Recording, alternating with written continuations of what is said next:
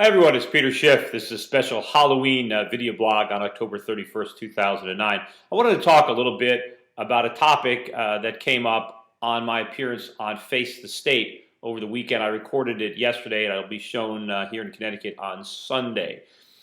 Well, right off the bat, I was given a question that I don't really think I answered properly. I think I was kind of surprised by it. I was asked, if I would have supported the GI Bill. Now, the GI Bill was enacted in 1944 as, I guess, part of Roosevelt's New Deal. And what it did is it enabled veterans returning from the Second World War to have money towards a college education.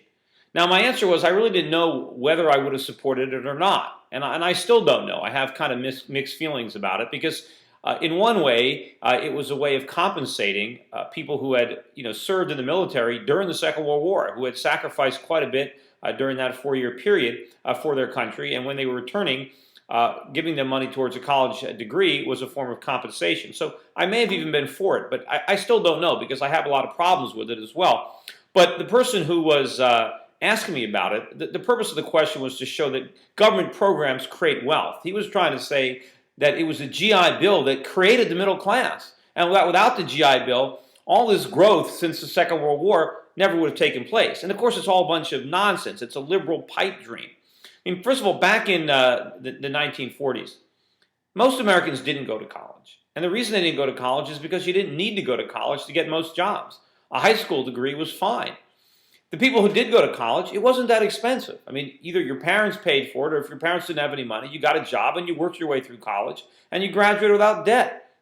And that's what my father did. My father was a GI. And he was in the Korean War. But he went to college first, and so he had to pay for it himself. His parents had no money, so he got a job waiting tables over the summer, and that was enough. He graduated at the University of Connecticut in 4 years with no GI Bill and no debt.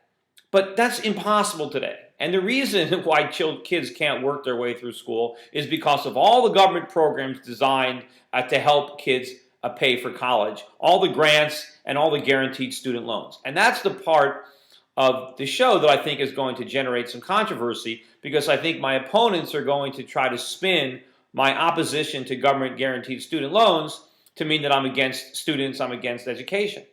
I'm for students. I'm for education. I'm against the universities overcharging them. And that's what student loans accomplish. See, the problem with the government guaranteed student loans is the universities get all the money. The students get stuck with the bill. Let me give you a little historical information to put all this in perspective. I took a look at the tuitions at Yale University, which is, of course, here in Connecticut. And it's an old university, so the statistics go way back. In 1810, the annual tuition at Yale University was $33. And it stayed $33 a year until 1852. That's 42 years. Tuition didn't go up at all. It stayed exactly the same.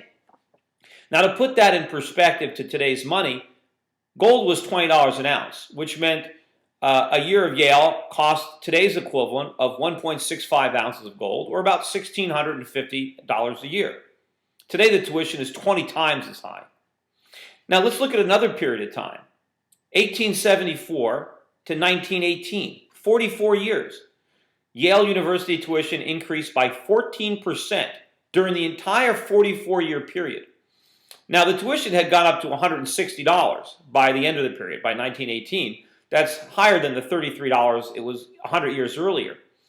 But, we had quite a bit of inflation during the Civil War and during the First World War.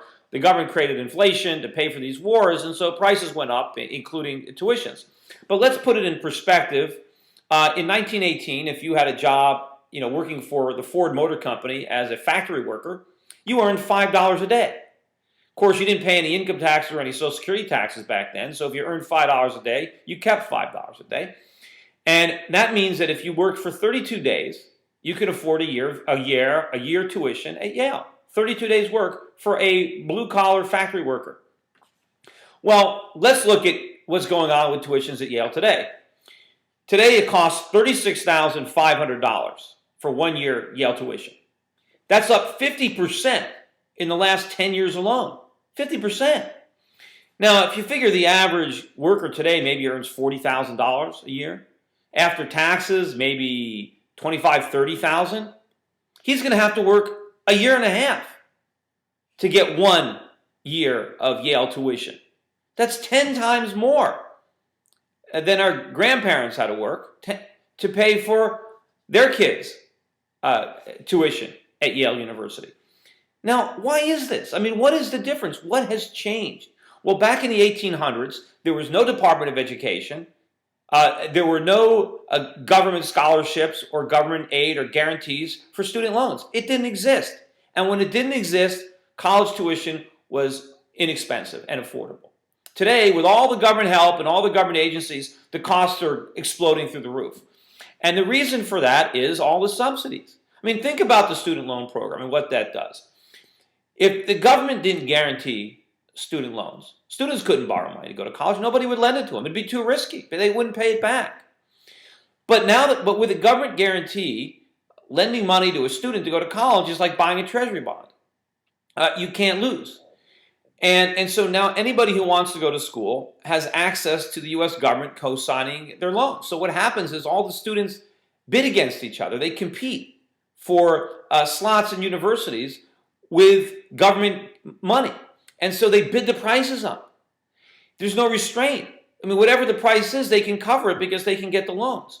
The universities know this. They have no incentive to rein in costs. Whatever they increase tuitions to, the students are going to get the money because the government's guaranteeing the debt. So prices always go up. There is no free market to rein them in. The kids don't care, and obviously the universities want to keep charging more money, so they do it.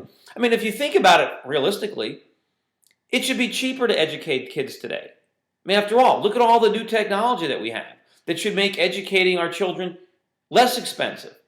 Look at the fact that so many more kids are in school today. You've got economies of scale. You've got more kids at the universities. The cost per pupil should be coming down.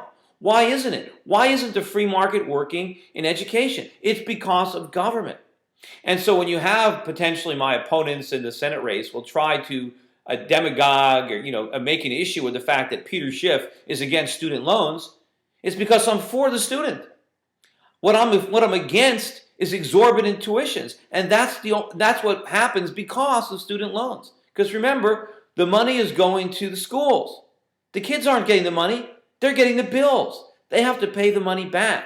I mean, what would happen if we immediately canceled government guarantee student loans? Right? Students couldn't borrow money. Would that mean that they wouldn't go to college? That the colleges would just have empty classrooms? Of course not. The colleges would immediately have to react to this drop in demand by slashing their costs and their overheads so that they could bring tuitions down to a level where people could actually afford to go. That's what would happen.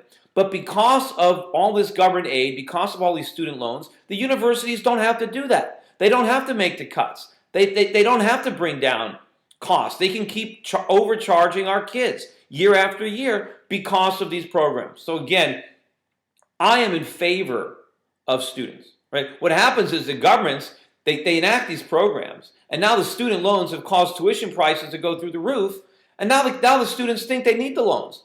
They don't like, college is so expensive, how could I possibly go without student loans? And if Peter Schiff wants to take away student loans, I'll never be able to go to college. That's nonsense. If the student loans go away, the tuition will plunge.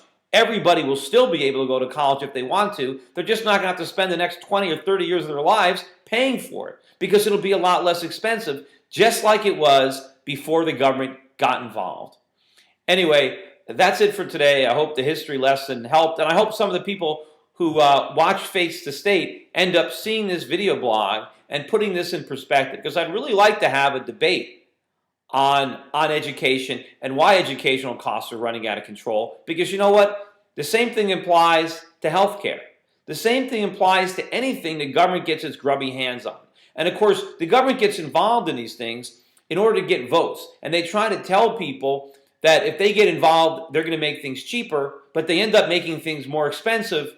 And now they create this culture of dependency because now they've driven costs up so much that people now think they depend on government aid to afford the services, when if the government aid wasn't there, the services would be much less expensive. Anyway, that's it for today. I'll be back again soon. So long, everyone.